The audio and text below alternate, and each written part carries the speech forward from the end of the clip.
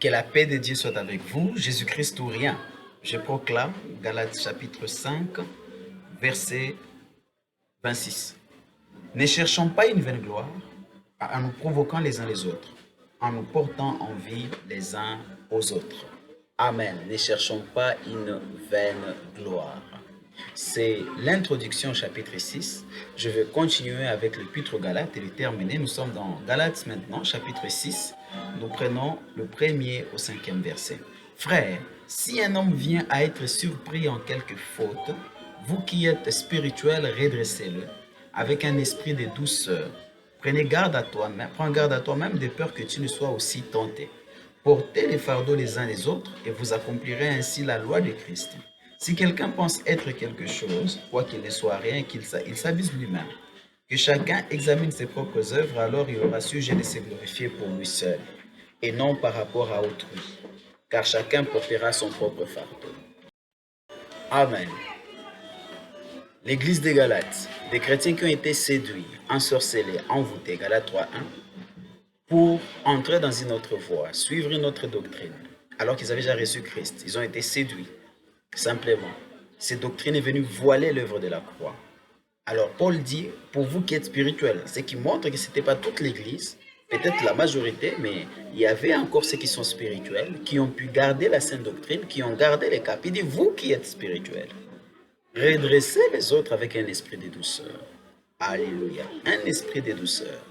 Et veille à toi-même de ne pas tomber, de ne pas être tenté, de ne pas tomber dans le même trou. Amen. Certainement. C'est comme quelqu'un qui veut se noyer et que quelqu'un d'autre vient pour l'aider. Il doit être plus fort, vous savez. Faire sortir quelqu'un de l'eau alors qu'il se noie, c'est pas facile. Je connais un excellent nageur qui mourut ainsi alors qu'il essaie de sauver les autres. Finalement, parce que l'autre il peut s'agripper tellement à toi que vous deux vous allez jusqu'au fond et vous mourrez. Ainsi, il faut faire attention. Amen. C'est dans la prière, avec amour.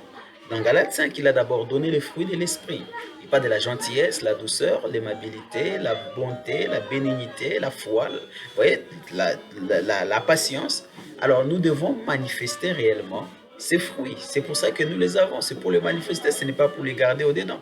Ce n'est pas pour les manifester devant Dieu, mais c'est envers nos prochains, envers autrui. Est-ce que vous comprenez ça? Ainsi, bien aimé, quand nous apprenons qu'un frère est en erreur, premièrement, où il est tombé en erreur, et il a commis quelques fautes, pas simplement peut-être une faute doctrinale, si pas une faute doctrinale, ça peut être une faute, un péché de la chair. Qu'est-ce que nous devons faire? C'est avec douceur que nous devons aller vers lui. Alléluia. Pas dans un esprit de convoi, d'envie et de comparaison charnelle. Nous devons veiller là-dessus. Il nous a dit de porter les fardeaux les uns les autres. La parole nous demande de prier les uns pour les autres. La parole nous demande de veiller les uns sur les autres. Alléluia. Et la parole nous demande d'être prévenants. User de prévenance, c'est toujours cela, c'est de veiller les uns sur les autres. Amen. Gloire à toi, Seigneur. Que Dieu soit béni. Ainsi, nous accomplirons la loi du Christ. Amen.